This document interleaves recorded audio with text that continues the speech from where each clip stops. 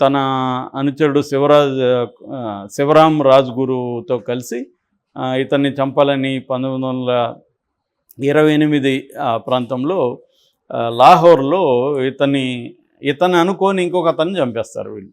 అతనేమో ఇంకా ప్రొబేషన్ పీరియడ్‌లోనే ఉన్న ఇంకొక అధికారి, జూనియర్ అధికారి.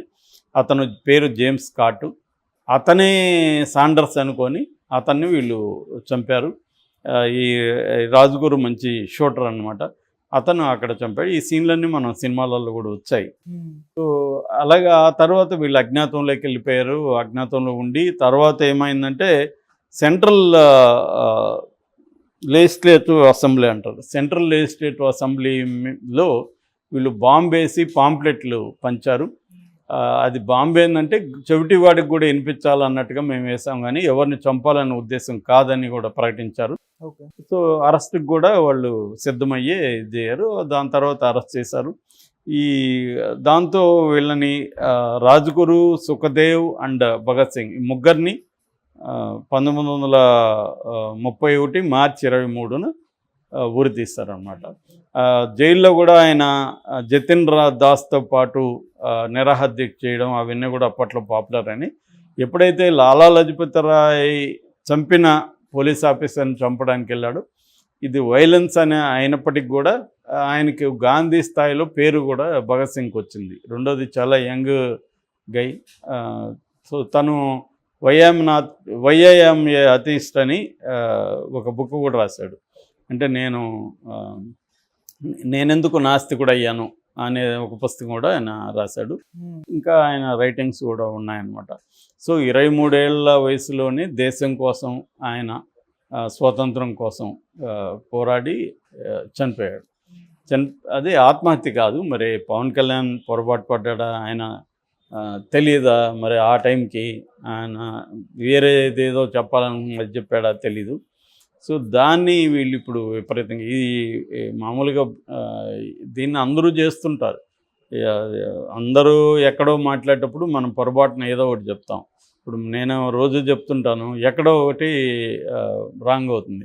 కింద కామెంట్లు పెడుతుంటారు, నువ్వు అదే ఇది చెప్పావు, ఈ పదం బదులు ఆ పదం వాడావు, అది కూడా తెలియనోడి, నువ్వేం జర్నలిస్టు, ఇలా అంటుంటారు.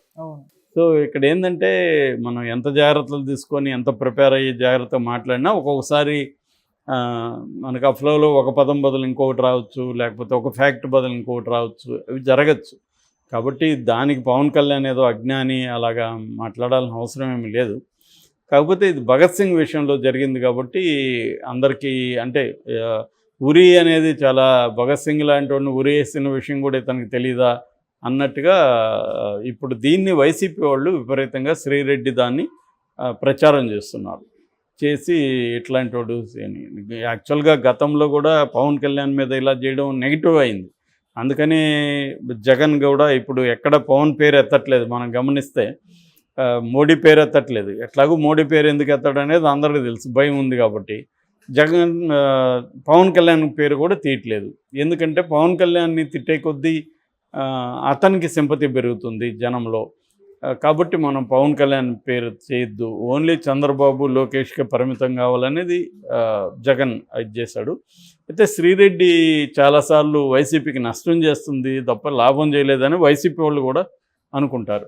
ఎందుకంటే ఇప్పుడు జనరల్గా ఓవరాల్గా పెట్టినప్పుడు ఏమవుతుంది, ఆ ఉద్దేశం పోతుంది.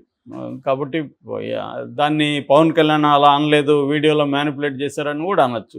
ఇవాళ ఏంటంటే ఈ డీప్ ఫేక్ టెక్నాలజీ వచ్చినాక 2 రకాల ప్రాబ్లమ్స్. ఒకటి, మనం చెప్పిన దాన్ని మార్చేసి చేస్తారు.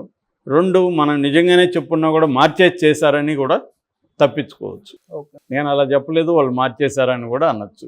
ఇంతకుముందు అయితే వీడియో సాక్ష్యం అనేది గ్యారంటీగా ఉన్నింది. ఇవాళ వీడియో సాక్ష్యం కూడా నమ్మడానికి లేదు. ఎందుకంటే సింపుల్ టెక్నాలజీ ఏఐ వచ్చేసినాక ఏమన్నా చేయొచ్చు. మన ఇద్దరు వీడియో తీసి నా ప్లేస్లో ఇంకొకరిని పెట్టేసి నీతో మాట్లాడుతున్నట్టు పెట్టేయచ్చు. సో నేను ఆ రోజు లేను అని చెప్పేయచ్చు. వీడియో చూడండి, కావాలంటే ఆ డేట్ చూడండి, నేను ఆ రోజు ఆఫీస్కి రాలేదు అని చెప్పచ్చు. కాబట్టి ఇలాగా డీప్ ఫేక్ టెక్నాలజీ వల్ల నిజంగా పవన్ కళ్యాణ్ చెప్పాడా లేదనేది మనం గ్యారంటీకి చెప్పలేము. ఏదేమైనా భగత్ సింగ్ కాన్సెప్ట్లో ఇది తీసుకున్నాడు కాబట్టి దీని మీద చర్చ నడుస్తుంది. సింగ్ సూసైడ్ చేసుకొని చనిపోయారా? నెటిజన్స్ ఇప్పుడు సెర్చ్ చేస్తున్నారు ఏ విధంగా చనిపోయారని చెప్పేసి. అసలు శ్రీరెడ్డి ఎందుకు ఈ విధంగా పోస్ట్ చేసింది, మరి దాని గురించి మీరేం చెప్తారు సార్?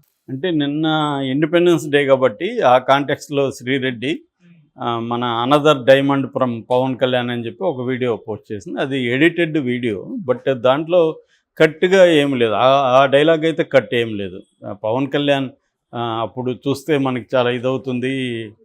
1931 23 ఏళ్ల వయసులో భగత్ సింగ్ ఆత్మహత్య చేసుకొని చనిపోయాడు అని చెప్తున్న ఇదైతే ఉంది. గతంలో కూడా ఇది పాపులర్ అయింది అప్పుడు కూడా.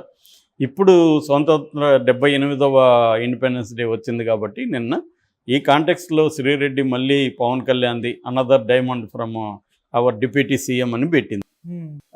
అంటే ఈయన అజ్ఞానం ఇలా ఉంటుంది అన్నట్టుగా శ్రీరెడ్డి. అంటే శ్రీరెడ్డి ఎప్పుడు కూడా ఆమెకు పవన్ కళ్యాణ్ మీద కోపం ఉంది, పవన్ కళ్యాణ్ మీద, తెలుగుదేశం మీద. తాను వైసీపీ సపోర్టర్గా చెప్పుకుంటుంటుంది, కానీ వైసీపీ ఎప్పుడు అఫిషియల్గా ఆమెను డిక్లేర్ చేసినట్టుగా లేదు. అందువల్ల వైసీపీ మీద కూడా ఆమె అప్పుడప్పుడు తన అసహనాన్ని వ్యక్తం చేస్తుంటుంది. ఈ మధ్య కూడా అలాంటివి పెట్టింది. ఎందుకంటే ఆమెను అరెస్ట్ చేయాలని చెప్పి కేసులు కూడా, కర్నూలులో ఒక కేసు పెట్టారు మొన్న. కేసు పెట్టి అరెస్ట్ చేసే అవకాశాలు కూడా ఉంది. కాకపోతే అరెస్ట్ చేస్తే అనవసరమైన పెంట్ అవుతుందేమో అని తెలుగుదేశం వాళ్ళు గమ్మున ఉన్నట్టుగా తెలుస్తుంది.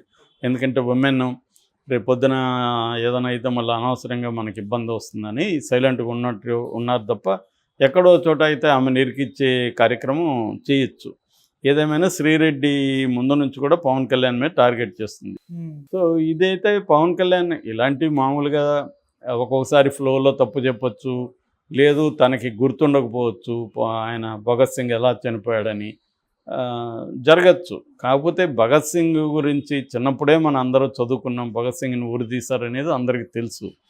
సో అయితే భగత్ సింగ్ ఎందుకు ఉరితీశారు ఏందని సినిమాలు కూడా వచ్చాయి. భగత్ సింగ్ మీద 3-4 సినిమాలు వచ్చాయి హిందీలో. సో బేసిక్గా భగత్ సింగ్ ఏంటంటే ఫస్ట్లో కాంగ్రెస్లోనే ఉన్నాడు. తర్వాత ఇట్లా కాదు, మనం బ్రిటిష్ వాళ్ళని గాంధీవాద అహింసా పద్ధతులు ఎదుర్కోలేమని చెప్పి తను కొద్దిగా మిలిటెంట్ గా మారాడు. దాంతో ఆయన నవజవాన్ భారత్ సభ అని ఒక చిన్న ఆర్గనైజేషన్ పెట్టాడు. అలాగే హిందుస్థాన్ సోషలిస్ట్ రిపబ్లిక్ అని కూడా పెట్టాడు. తను బేసిక్గా బోల్షెవిక్ అండ్ అనార్కిజం అనే ఒక 2 సిద్ధాంతాలు. లెనిన్ అక్కడ రష్యాలో బోల్షెవిజం అంటారు దాన్ని, రష్యన్ కమ్యూనిస్ట్ పార్టీ. దాంతో ఆయన ఇన్ఫ్లుయెన్స్ అయ్యాడు. జైల్లో కూడా ఆయన చనిపోకముందు కూడా లెనిన్ పుస్తకాలు చదువుతున్నట్టు ఉంది. అట్లాగే అనార్కిజం అనేది అప్పట్లో ఒక సిద్ధాంతం ఉంది. అంటే స్టేట్ అనేది ఉండకూడదు, రాజ్యం అనేది ఉండకూడదు అని కొంతమంది అనార్కిస్టులు ఉద్యమాలు నడిపారు. ముఖ్యంగా అమెరికాలో ఉద్యమం నడిపారు. దాని మీద మా ఫ్రెండ్ చంద్రశేఖర్ కూడా తెలుగులో బుక్ కూడా రాశాడు. అలాగా ఈ 2 ఉద్యమాల ప్రభావం ఆయన మీద ఉందన్నమాట. అయితే ఈయనకి ఉరిశిక్ష పడడానికి కారణం ఏంటంటే ఒక మిస్టేకన్ మర్డర్ అంటారు. మిస్టేకన్ మర్డర్ అంటే లాలా లజపతి రాయ్ అని ఒక లాల్ పాల్ బాల్ అంటారు. మన పాల్ ముగ్గురు ప్రధానంగా ఉండేవాళ్ళు గాంధీకి ముందు. సో ఈ లాలా లజపతి రాయ్ ఉద్యమం చేస్తున్నప్పుడు అతన్ని మీద లాఠీ చార్జ్ చేయమని మన ఒక సాండర్స్ అంటారు, అతను జాన్ సాండర్స్ అనే ఒక సీనియర్ సూపరింటెండెంట్ ఆఫ్ పోలీసు ఆదేశించాడు. దాంతో